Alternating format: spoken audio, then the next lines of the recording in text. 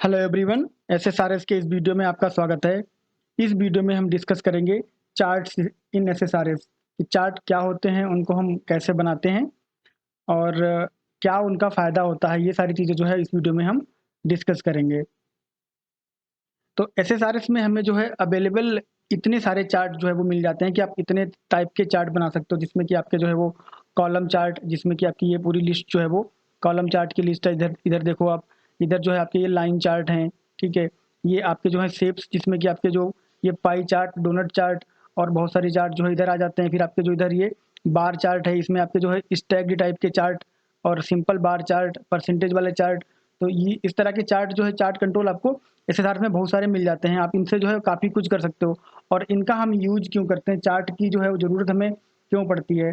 तो चार्ट से क्या होता है कि आप एग्रीगेट इन्फॉर्मेशन जो है वो दिखा सकते हो और एक ही बार में मतलब इन्फॉर्मेशन देख के एक आइडिया लगाया जा सकता है कि यहाँ पे क्या चल रहा है। मतलब अगर आपका डेटा जो है, अगर पूरा डेटा आप देखो, ठीक है, किसी सीट पे आपको पूरा डेटा दिया हुआ है, ठीक है, तो उससे डेटा को देख के आप आइडिया नहीं लगा सकते कि वहाँ पे एक्चुअली क्या चला, जब तक कि आप उस डेटा की थॉरो एनालिसिस ना करो। बट चार्ट में क्या होता है, चार्ट में आप जो है वो एक एग्रीगेट ओवरव्यू प्रेजेंट करते हो। उसमें क्या होता है कि चार्ट की जो डिटेल्स होती हैं, चार्ट का जो ट्रेंड होता है, जो चार्ट चार्ट में जो उसकी ग्राफिक्स होती है, उसको देख के एक आइडिया लगाया जा सकता है कि इस डेटा में या फिर जिस डेटा से ये चार्ट बना है, उस डेटा के साथ क्या हो रहा है, ठीक है। और चार्ट बेसिकली क्या होता है कि जो एग्जीक्यूटिव लेवल के पर्सन होते हैं उनको जो है चार्ट ही जो है वो सूट करता है, वो चार्ट ही देखते हैं। क्योंकि उनको उनके पास इतना टाइम नहीं होता है कि वो जो डिटेल्स पूरी देखें, डेटा की एनालिसिस करें और उसके बाद में वो रिजल्ट निकालें। तो क्या होता है, उनको जो डेटा होता है, मे बी अगर आपकी कोई सेल्स की जो है वो टेबल या फिर सेल्स का डेटा है, उसका आपको जो है वो एक ओवरव्यू भेजना है, या फिर कहाँ क्या हो रहा है उसका एक ओवरव्यू भेजना है, या फिर आपका मंथ ऑन मंथ ओवरव्यू है, ईयर बाय ईयर ओवरव्यू है, तो डेटा बहुत ज़्यादा हो जाता है। तो उतना डेटा जो है वो कोई एक बार बैठ के उसको देख नहीं सकता। तो क्या करते हैं, उसको उसको चार्ट पे रिप्रेजेंट कर देते हैं, एक ग्राफिकल रिप्रेजेंटेशन हो जाता है। तो जो भी एग्जीक्यूटिव्स होते हैं उनको उस डेटा को देख के डिसीजन मेकिंग जो है बहुत ईजी हो जाती है, ठीक है। अब यहाँ पर बेसिकली जो चार्ट है वो हम मतलब ऑर्गेनाइजेशन जो है वो यूज क्यों करते हैं, या फिर कोई भी जो है वो चार्ट यूज क्यों करता है। तो पहला तो उसका जो है वो हमने डिस्कस किया कि ग्राफिकल रिप्रेजेंटेशन होता है डेटा का, कि अगर आपके पास जो है बहुत सारी रोज हैं, मे बी आपके पास 100,000 रो हैं, जो भी है, उस उन रोज को देखना और उस पूरे उस उन रो की एग्रीगेट इन्फॉर्मेशन को एक ग्राफिकल रिप्रेजेंटेशन में देखना, दोनों डिफरेंट चीजें होती हैं। ग्राफिकल रिप्रेजेंटेशन देख के आप फटाफट आइडिया लगा सकते हो कि इस डेटा के साथ क्या हुआ है, ठीक है। और आप क्या कर सकते हो, ट्रेंड एनालाइज कर सकते हो। मे बी सेल्स के ट्रेंड हो सकते हैं, कंपैरिजन हो सकता है आपका कि पिछले साल आपका जो है वो, अगर आप देखो कि 2020 और 2021 का कंपैरिजन करना हो, या फिर जो है वो आपको 2015-16 का कंपैरिजन करना हो, या किसी भी ईयर का आपको जो कंपैरिजन करना हो, तो वो आप कंपैरिजन इजीली दिखा सकते हो। इधर जो आपका एक डेटा दिखाई पड़ेगा, इधर आपका दूसरा डेटा दिखाई पड़ेगा, और आप पता लगा लोगे कि इधर ज़्यादा है कि इधर कम है, या फिर कैसा क्या हो रहा है। तो वो फटाफट आपको मालूम हो जाता है। और इसमें क्या है, आपको एग्रीगेटेड इन्फॉर्मेशन दिखाई जाती है ग्राफ में, ठीक है। इसमें आपको डिटेल्स नहीं दिखाई जाती है। आप ध्यान रखना, जब भी आप ग्राफ बनाओगे तो ग्राफ में डिटेल्स नहीं दिखाई जाती। अगर आपको डिटेल ज़रूरत है तो डिटेल्स की रिपोर्ट आपको अलग से बनानी पड़ेगी, और ग्राफ जो है आपको अलग से बना के लगाने पड़ेंगे, ठीक है। क्योंकि ये एट अ ग्लांस जो है आपको इन्फॉर्मेशन देते हैं, और जो रिपोर्ट होती है, रिपोर्ट को जो है आपको समझना पड़ता है बैठ के, जो वहाँ पे थोड़ा सा टाइम देना पड़ता है। अब देखो क्या होता है कि जब आप चार्ट बनाते हो, ठीक है, तो उससे पहले आपको क्या होता है, डेटा जो होता है उसको प्रिपेयर करना पड़ता है, उसको समझना पड़ता है, ठीक है। अब क्या होता है कि जैसे डेटा है, अगर आप पूरा का पूरा डेटा ही किसी को दे दो, तो क्या उसको डेटा समझने में टाइम लगेगा, ठीक है। उसके बाद उसको समझ में आएगा। तो डेटा किसी ना किसी को तो समझना ही है। तो वो डेटा जो है, जो चार्ट बनाता है या जो रिपोर्ट बनाता है, वो डेटा समझता है और उसके हिसाब से चार्ट बनाता है। चार्ट ऐसे रैंडम नहीं कि डेटा उठाया डाल दिया चार्ट बन गया, ऐसा नहीं होता। डेटा कोई ना कोई समझता है। तो जो डेटा के एक्सपर्ट होते हैं वो डेटा को समझते हैं, और फिर जो है वो उसको उस फॉर्मेट में लेके आते हैं कि जिससे हम एक सेंसिबल चार्ट बना सकें, जो कि सेंसिबल इन्फॉर्मेशन दे। ऐसा कोई रैंडम इन्फॉर्मेशन डाल के चार्ट आप बनाओगे तो चार्ट आपका बनेगा नहीं बनेगा, तो उससे कोई इन्फॉर्मेशन नहीं आएगी। तो सबसे क्रिटिकल जो पॉइंट होता है, जो इसेंशियल पॉइंट होता है, वो आपका क्या होता है कि आपको डेटा को समझना होता है और उसको फिर प्रिपेयर करना होता है, और उस डेटा को आपको एनालाइज करना होता है। और किस लिए प्रिपेयर करना होता है, ताकि आप उस पर रिपोर्ट बना पाओ, ठीक है। और फिर उस पर जो है अप्रोप्रिएट चार्ट टाइप आपको चूज करना होता है कि आप इसको डोनट चार्ट में दिखाओगे, बार चार्ट में दिखाओगे, पाई चार्ट में दिखाओगे। तो वो चीज़ जो है वो आप करके देखते हो, और फिर उसके हिसाब से जो आपका डेटा जिस तरह से एक एक्यूरेट या फिर जो है एक मीनिंगफुल इंफॉर्मेशन जनरेट करता है, उस टाइप का चार्ट जो है वो आप लेके बनाते हो। ठीक है, तो डेटा को समझना बहुत ज़रूरी है। ठीक है, सब लोग डेटा नहीं समझ पाते हैं, डेटा वही समझ पाता है जिसको डेटा में इनसाइट होती है और जो डेटा पे काम करता है। तो आप जो है डेटा को समझते हो और उसके बाद में फिर उस पे रिपोर्ट बनाते हो, फिर रिपोर्ट बना के वो जो है वो लीडरशिप को भेज देते हो। तो उनको बस ये देखना होता है कि ओके, उनको मिला कि हाँ, इस पर्टिकुलर टीम में ये हो रहा है। ठीक है, इस पर्टिकुलर टीम में इतनी इन्वेंट्री जो है वो यूज हो गई है। तो उनको क्या होता है कि टीम के हिसाब से टीम वाइज इन्वेंट्री, इस टीम ने, टीम 1 ने एक साल में इतनी इन्वेंट्री जो है वो खत्म की है, टीम 2 ने एक साल में इतनी इन्वेंट्री खत्म की, टीम 3 ने इतनी खत्म करी। तो अब ये इसके हिसाब से जो है आइडिया लगा सकता है कि पिछले साल कितना हुआ होगा, या जो भी वो डिसीजन लेना चाहे वो ले सकता है। ठीक है, तो ये जो है डेटा एनालाइज करके चार्ट बना के जब आप भेजते हो तो उनका जो है एनालिसिस का टाइम बच जाता है, वो सीधा चार्ट देखते हैं और उस पर जो है वो डिसीजन ले लेते हैं। तो लेकिन किसी ना किसी को डेटा जो है वो एनालाइज करना ही पड़ता है। तो जो रिपोर्ट बनाता है वो डेटा को एनालाइज करता है और उसके हिसाब से जो है वो चार्ट क्रिएट करता है। और हमारे पास जो है वो इतने सारे चार्ट हैं जो हमने अभी देखे थे, इनमें से जो भी अप्रोप्रिएट चार्ट है वो आप जो है वो क्रिएट कर सकते हो रिक्वायरमेंट के हिसाब से। और ये आपको कब पता चलता है, जब आप डेटा एनालाइज करते हो तो आपको पता चल जाता है कि आप जो है किस टाइप के चार्ट का यूज कर सकते हो। और अगर आप चार्ट बना रहे हो, जब चार्ट बनाते हो तो यहाँ पे जब आप चार्ट बनाते हो तो आपको ये भी फैसिलिटी मिलती है कि आप एक चार्ट को दूसरे चार्ट में जो है वो कन्वर्ट कर सकते हो, एक चार्ट को दूसरे चार्ट में जो है वो कन्वर्ट भी कर सकते हो, ताकि आप देख पाओ कि बेटर विजिबिलिटी और फिर बेटर इंफॉर्मेशन रिप्रेजेंटेशन किस चार्ट में हो पा रहा है। ठीक है, तो उसके हिसाब से आप डिसीजन जो है वो ले सकते हो। तो अब जो है वो हम स्विच करते हैं विजुअल स्टूडियो पे और एक जो है वो चार्ट क्रिएट करके देखते हैं। ठीक है, तो यहाँ पे मैं क्या करता हूँ, एक जो है वो रिपोर्ट ऐड कर देता हूँ नई, और इसका नाम जो भी डिफ़ॉल्ट नाम है मैं इसको छोड़ देता हूँ यहाँ पे। और यहाँ पे मैं डेटा सोर्स जो है वो ऐड कर देता हूँ। अभी मैंने एक शेयर्ड डेटा सोर्स यहाँ पे ऐड कर रखा है, तो मैं उसी को यहाँ से शेयर्ड में ले लेता हूँ। इस बार मैं कनेक्शन वगैरह जो है वो नहीं बना रहा हूँ, ऑलरेडी बना के रखा है मैंने, और अब तक आपको पता है कि ये सब कैसे करते हैं। तो डेटा सेट जो मैं बनाऊंगा उसको हम लोग समझ लेते हैं पहले यहाँ पे आके। तो यहाँ पर जो है मैंने डिटेल्स ली हुई हैं।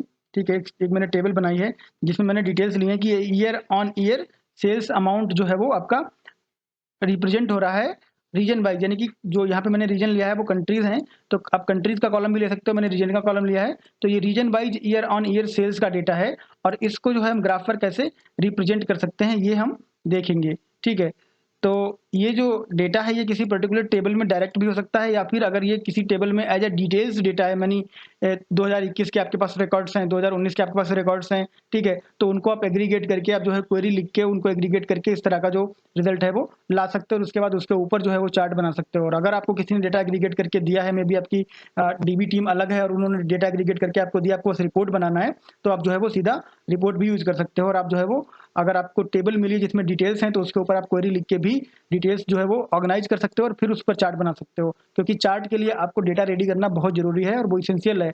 अगर आपका डेटा चार्ट के लिए रेडी नहीं होगा तो आपका चार्ट जो है वो प्रॉपर इन्फॉर्मेशन नहीं देगा। ठीक है, तो ये टेबल जो है, ये क्वेरी जो है मैं कॉपी कर लेता हूँ और फिर चलते हैं हम लोग बनाते हैं डेटा सेट यहाँ पर, और एक डेटा सेट जो है वो बना देते हैं।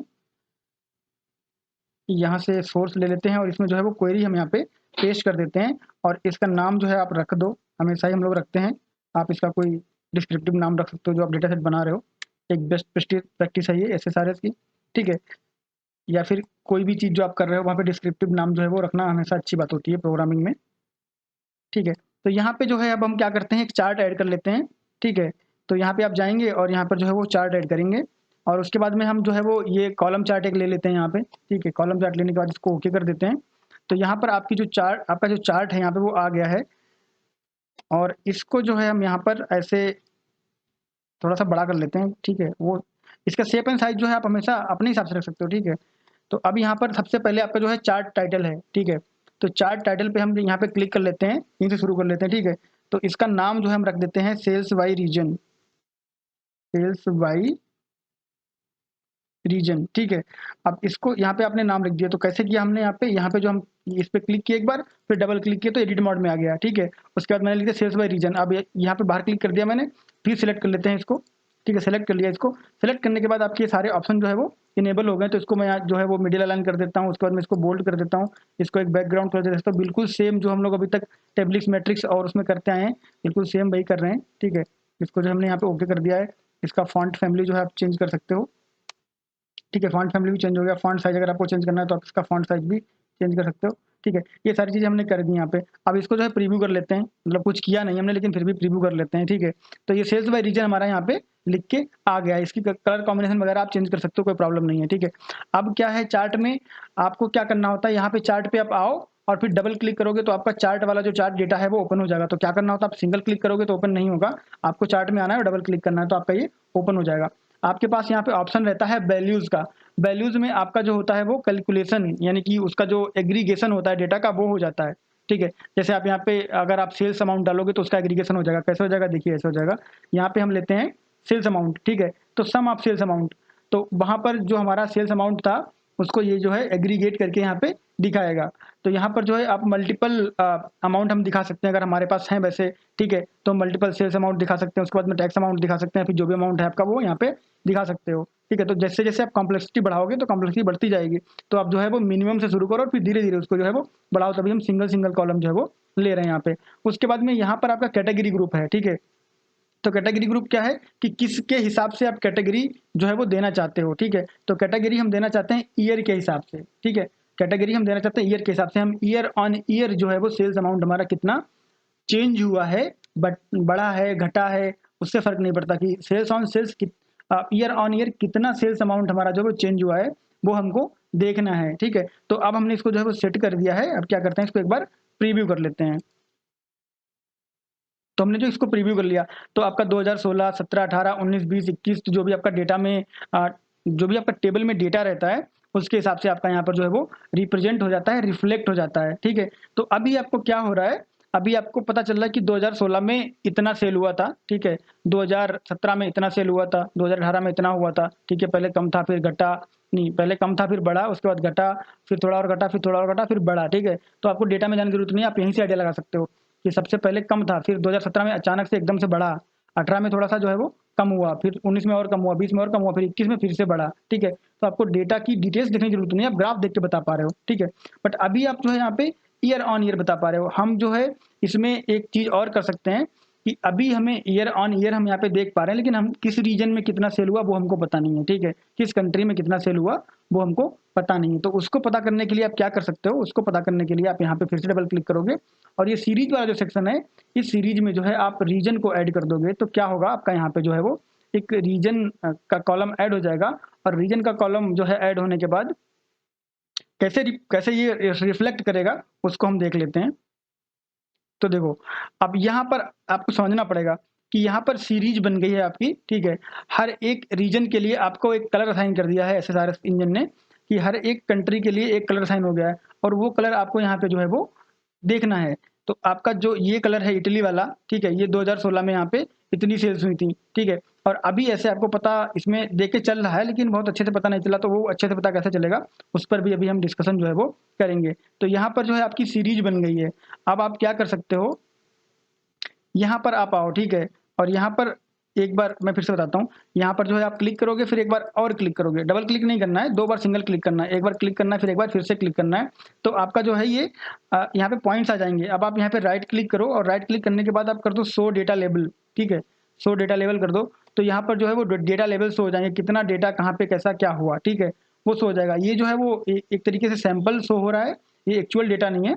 बट यहाँ पर जो है आप जब प्रीव्यू करोगे, ठीक है, तो प्रीव्यू करने के बाद आपको यहाँ पे जो है वो डेटा शो हो जाएगा कि किस कंट्री में कितना कहाँ क्या सेल्स हुआ है। ठीक है, अब ये जो है काफ़ी हॉच पॉच सा लगने लगता है, तो इसको थोड़ा सा आप स्पेस दे दो। ठीक है, और स्पेस से भी नहीं होगा तो हम एक और टेक्निक जो है वो ट्राई करेंगे। पहला तो आप इसको जो है बड़ा कर दोगे तो थोड़ा सा स्पेस इसको यहाँ पे मिल जाएगा। ठीक है, तो थोड़ा सा जो है बेटर विजिबिलिटी आ गई है यहाँ पे, हमने थोड़ा सा इसको बड़ा कर लिया, थोड़ा स्पेस और दे देते हैं। ठीक है, ये हम लोग समझने के लिए बड़ा कर रहे हैं, उसके बाद में जब आप रियल टाइम पे अपना डेटा रेडी करोगे तो आपको पता रहेगा कि क्या करना है और कैसे करना है। ठीक है, तो इसको हम जो है वो प्रीव्यू कर लेते हैं अब।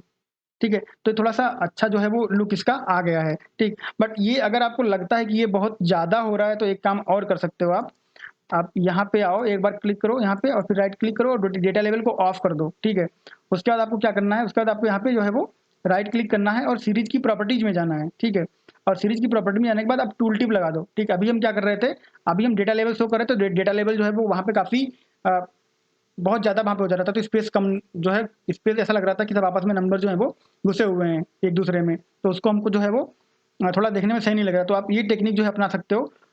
यहाँ पे मैंने ओके कर दिया है। कैसे किया, यहाँ पे राइट क्लिक किया, सीरीज प्रॉपर्टीज में गए और उसके बाद में जो टूल टिप में गए और सेल्स अमाउंट जो है हमको दिखाना है, तो सेल्स अमाउंट पे हमने यहाँ पे डाल दिया। उसके बाद जब आप इसको प्रीव्यू करोगे तो जहाँ भी आप जो है वो ओवर करोगे वहाँ पे आपको नंबर दिखेगा। अब ये क्लीन भी है और आपको नंबर भी दिख रहा है, ठीक है। तो ये भी टेक्निक जो है आप अपना सकते हो। अब अभी एक चीज़ यहाँ पे रह जाती है कि आपको जो है बहुत अच्छे से पता नहीं चल रहा है कि किस कंट्री में क्या डेटा शो हो रहा है, ठीक है। तो उसको भी फिक्स कर लेते हैं। तो अब चलेंगे हम यहाँ पे, राइट क्लिक करेंगे और सीरीज में फिर से जाएंगे और जहाँ पे हमने टूल टिप लगाई है, इस टूल टिप के फंक्शन को हम जो है वो ओपन कर लेंगे और फंक्शन हमने डिटेल में कवर किए हैं, ठीक है। तो आप क्या करो, यहाँ पे आपको कंट्री जो है वो रीजन दिखाना है, ठीक है। तो आप यहाँ पे रीजन पे डबल क्लिक कर दोगे तो रीजन यहाँ पे आ जाएगा।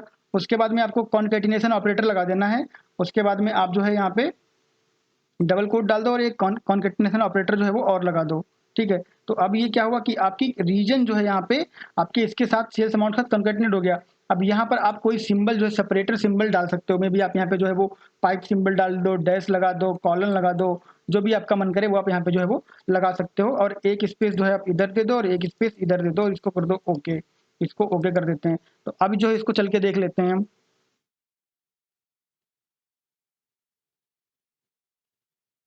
ठीक है, लोडिंग कंप्लीट हो गई है। अब जब यहाँ पे देखोगे तो देखो आपको कंट्री के नाम के साथ साथ में नंबर दिख रहा है, ठीक है। और वो जो हमने यहाँ पे लिखा हुआ है ना, जो आपकी कंट्री का नाम आ रहा है, इसको कस्टमाइज कर सकते हो आप, कंट्री नेम और ये वो जो भी आप देना चाहो दे सकते हो, ठीक है। वो आपको पता है कि कैसे करते हैं। जब आप एक्सप्रेशन में जाओगे यहाँ पे,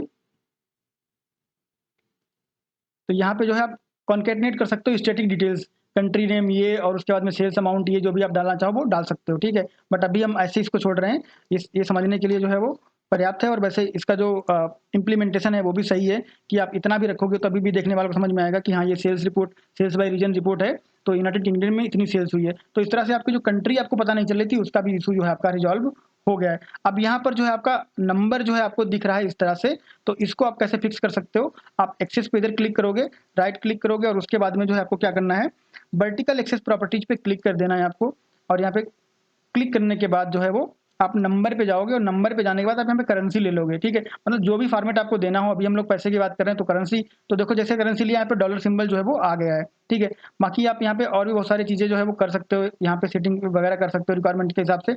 बट अगर रिक्वायरमेंट नहीं है तो आप किसी सेटिंग को जो है वो छेड़ने की जरूरत आपको नहीं है, ठीक है। तो यहाँ पे हम आ गए, करेंसी पे हमने क्लिक कर दिया और ओके कर दिया। जब भी प्रॉपर्टीज आप कोई यूज कर रहे हो तो आप उतना ही चेंज करो जितना आपको रिक्वायर्ड है, ठीक है। अगर आपको कोई प्रॉपर्टी रिक्वायर्ड नहीं तो वो जैसे सेट है उसको वैसे ही रहने दो। और इसके बाद में यहाँ पे जो हम प्रीव्यू कर लेते हैं, ठीक है। तो प्रीव्यू करने के बाद में अब देखिए आपका अमाउंट जो है वो आ रहा है यहाँ पर डॉलर में, ठीक है। डॉलर में आ रहा है आपका, यानी कि हम यहाँ पे पैसे की बात करें, सेल्स बाय रीजन यानी जो आपका सेल्स अमाउंट है उसकी यहाँ पे बात हो रही है। और यहाँ पे हमारी जो है वो आ गई हैं ईयर्स, ठीक है। उसके बाद में अगर आपको ये जो एक्सेस हैं इनको इधर उधर करना है तो वो भी आप कर सकते हो। आप राइट क्लिक करो, चार्ट प्रॉपर्टीज में आपको चार्ट पे राइट क्लिक करना है। इस बार आपको जो है वो इस पे राइट क्लिक नहीं करना है, चार्ट पे राइट क्लिक करना है। चार्ट पे राइट क्लिक करने के बाद उस पे जाओ, प्रॉपर्टीज में जाओ।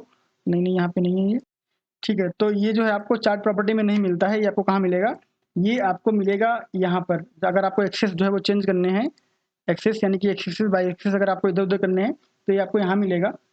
और यहाँ पे आपको क्या करना है, ये जो आपकी वैल्यूज वाला सेक्शन है जो जहाँ पे हम डेटा जो है वो ग्रुप करते हैं, तो आपको यहाँ पे जो है ऊपर सीरीज पे क्लिक करना है और इस पर आपकी सीरीज प्रॉपर्टीज का जो है वो ऑप्शन मिलेगा आपको। तो आप यहाँ क्या कर सकते हो, यहाँ पे आप आने के बाद आपका जो एक्सेस एंड चार्ट एरिया है यहाँ पे क्लिक करोगे तो यहाँ पे प्राइमरी सेकेंडरी है, ठीक है। प्राइमरी का मतलब है कि इधर आएगा और हॉरिजॉन्टल वर्टिकल एक्सेस इधर आएगा और हॉरिजॉन्टल एक्सेस इधर आएगा, प्राइमरी प्राइमरी के केस में। अगर सेकेंडरी कर दोगे तो ये वाला जो एक्सेस है वो आपका इधर चला जाएगा और ये वाला एक्सेस जो है वो आपका ऊपर चला जाएगा, ठीक है। आपको दिख रहा होगा यहाँ पे चेंज में, ठीक है। तो प्राइमरी का मतलब है कि इसकी इनिशियल पोजीशन क्या थी, ठीक है। ये इधर रहता है और ये इधर रहता है। तो इसको सेकेंडरी कर दोगे तो इधर आ जाएगा और इसको सेकेंडरी कर दोगे तो ऊपर चला जाएगा। तो इनके साथ में जो है वो आप देख सकते हो कि आपको किधर रखना है। तो ये जो है एक्सेस की प्रॉपर्टी है। तो अभी दोनों को प्राइमरी प्राइमरी कर देते हैं, ठीक है। और उसके बाद में यहाँ पर हम आ जाते हैं और ये सारी चीज़ें जो हमने इसमें देख ली कि कैसे हम जो है वो ये चीज़ें यहाँ पे अचीव कर सकते हैं। तो यहाँ पर सारी चीज़ें जो हमने करके देख ली हैं, एक्सेस कैसे चेंज करना है, डेटा लेबल कैसे शो करना है और यहाँ पर टूल टिप कैसे लगाना है, अगर टूल टिप नहीं लगाना है तो नंबर कैसे शो कराना है, आपको नंबर जो है वो न्यूमेरिक फॉर्मेट में कैसे लाने, नंबर फॉर्मेट कैसे करना है, तो ये सारी चीज़ें हमने इस वीडियो में देख ली हैं। तो ये जो है चार्ट का इंट्रोडक्टरी जो वीडियो था उसमें हमने काफ़ी चीज़ें कवर कर ली हैं। मे बी आपको जो है एक बहुत अच्छा आइडिया चार्ट के बारे में मिल जाएगा कि कैसे आपको चार्ट बनाना है, कैसे आपको जो चार्ट है वो क्या-क्या प्रॉपर्टीज़ होती हैं, कैसे प्रॉपर्टी सेट करनी है, वो सारी चीज़ें हमने इसमें देख ली हैं, ठीक है। तो हम चार्ट के और वीडियोज़ जो है वो करेंगे, बट ये जो है इसको आप अच्छे से करो और सारी प्रॉपर्टीज़ जो हैं वो कैसे सेट करते हैं उसको, ये वीडियो को आप जो है वो देखो, 2-3 बार उसको रिव्यू करो, तो आप जो है वो चार्ट कैसे बनाते हैं वो आप अच्छे से जो है वो समझ पाओगे। तो इस वीडियो को फिर हम यहीं पे समाप्त करते हैं, मिलेंगे नेक्स्ट वीडियो में नेक्स्ट टॉपिक के साथ, तब तक के लिए थैंक यू, बाय बाय।